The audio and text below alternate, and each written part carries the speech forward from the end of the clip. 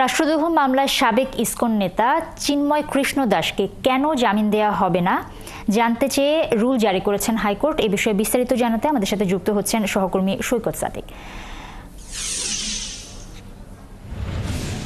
সৈকত, rule জারি করে high court কি কোনো পর্যবেক্ষণ দিয়েছে কিনা সেটা একটু জানাবেন, এবং এ বিষয়ে পরবর্তী শুনানি কবে হবে সেই বিষয়ে যদি একটু বলেন।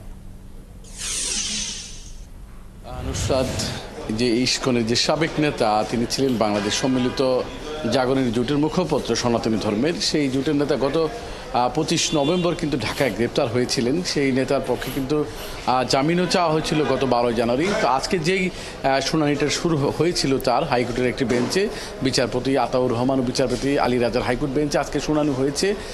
চিন্ময়ের পক্ষে আইনজীবী ছিলেন, রাষ্ট্রপক্ষের আইনজীবীরাও ছিলেন, এবং হাইকোর্টের আজকে যে রুল শুনানি হয়েছে এবং তাকে রুলে বলা হয়েছে কেন তাকে জামিন দেওয়া হবে না আগামী 2 সপ্তাহের মধ্যে